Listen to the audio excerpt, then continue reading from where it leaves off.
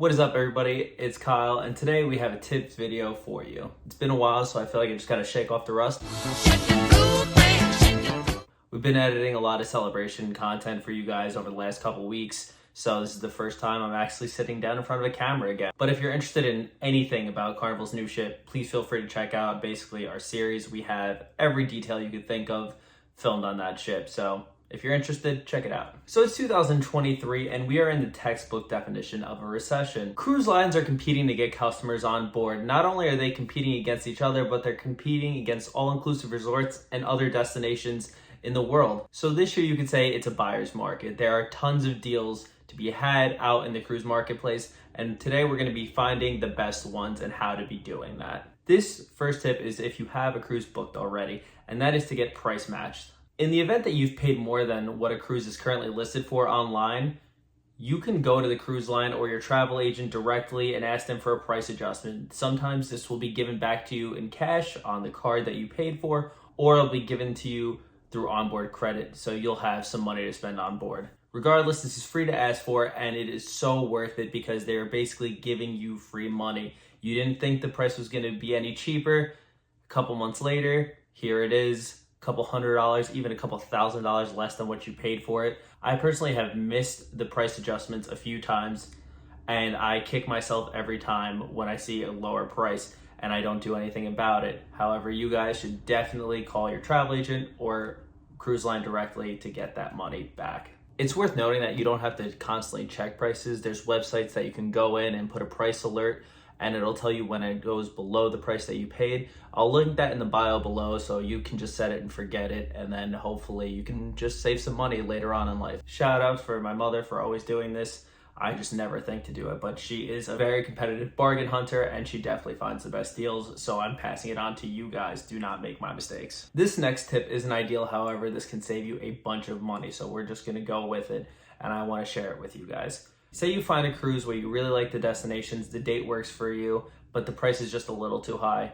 You're gonna pretend like you're getting on that ship. So you're going to book your flights, your hotel arrangements, whatever you have to do beforehand, but you're not gonna book that exact cruise. You're just gonna book the flights and the hotel for those dates. You're gonna hold the dates, you're gonna take off of work from those dates. If you don't have a job, congratulations, you're retired. You can do this basically whenever you want then. You hold those dates, you hold this week, and then as the cruise gets closer, you continuously check the rates. You're gonna be looking for something called a last minute cruise deal. So basically, when this cruise price will continue to drop as you get closer because there's unfilled rooms on the ship and the cruise line is lowering rates to entice people to fill those rooms up. As you get closer to the sailing, usually the cost drops. And once you're about 2 weeks out, the cost is significantly less than what you would book it for a couple months out, because those rooms are left over and they figured those rooms aren't going to be sold.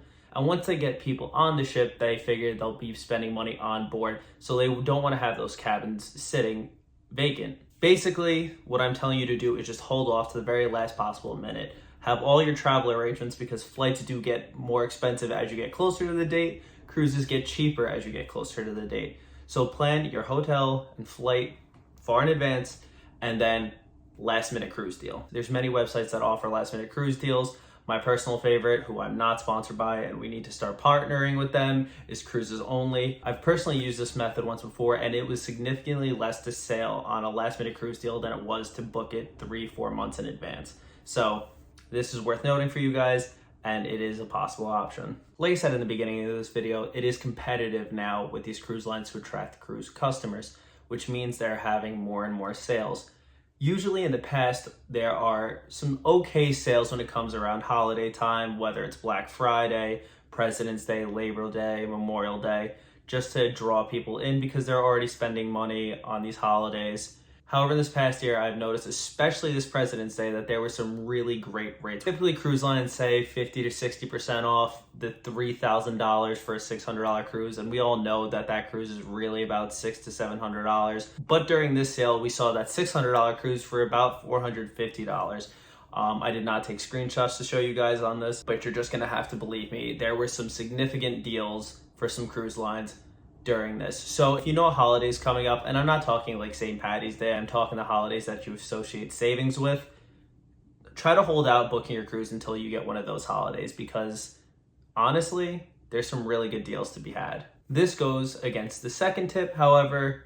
Book really far in advance. There's a lot of uncertainty about the economy and where the world is going to be in a couple of months. So those cruise lines want the guaranteed money up front, and they would rather take a small hit of the passenger's fare up front and then would hope that you guys buy the drink package or gamble to make their money back on you when you're on the ship. If you're looking to book 8 months plus in advance, you have a significant advantage because not only can you get that rate adjustment that we were talking about, but those cruise lines are right now, currently in 2023, sailing with very discounted rates because of the uncertainty with the world. And to piggyback off this is going to be another tip, or tip 4.5, but this tip would be book a refundable trip. As you get closer to your cruise and you don't see the prices dropping, you can cancel your trip and expect to be fully refunded.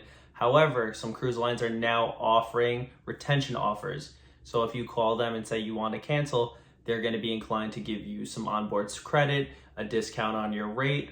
They're going to incentivize you because they don't want to lose that business, because everyone knows it is really tough right now because the economy isn't in a great place. Is this somewhat unethical? It's working the system to your advantage. I believe that cruises are smart people. I think if you can get on a 7-day vacation with your food included and you get to see 3 to 4 islands in one trip, that makes you smart. And if you're gonna be smart, it's smart for you to make the system work for you. You didn't make them offer the incentive, they just offered it to you. Tip 5, so if you have the sailing already picked out and you can't miss the ship, you have to get on this exact ship, you have to get on that date, whatever the case may be, when you're booking, pick a guaranteed room. Let the cruise line pick the room for you. When you do that, you're opting for potentially a room that isn't considered ideal. However, it is worth noting that you will save a little bit of cash on this. Some of the rates for a guaranteed room is $100 to $200 cheaper than a room you get to pick yourself. Honestly, you're going to be on the ship anyway. They wouldn't have cabins that were terrible given to the public because they are a business at the end of the day, and they are here to give a really good customer experience overall. So you don't have to worry about being in a meat locker or not having air conditioning in these rooms. You might just be close to the engine room or have the room rock a little bit when you hit the waves, but that's okay. Honestly, for a few $100s, I would gladly take the room next to an engine room because I will be only in my room to fall asleep. And after you get that drink package, you could fall asleep pretty easily. And trust me, I sleep like a rock. Hopefully you guys do too. Let me know in the comments if you have a tip that I didn't mention, or if you're trying to save it for yourself. Just put down in the comments a little winky face. I know something that you don't, because these are just the tips that I know and I have used over my last several cruises to save some money. But I have seen these people get casino offers. I'm not interested in casino offers because I would probably give it back to the ship by the end of the vacation if they give me a free room anyway. So I try to avoid the casino, but we'll still have some fun late at night after a few drinks because you're floating in the middle of the ocean, and what is there really to do on Carnival especially? But thank you guys so much for watching. Please subscribe if you haven't already, and if you found something useful, please let us know in the comments. We would love to hear your feedback. Thank you. Peace.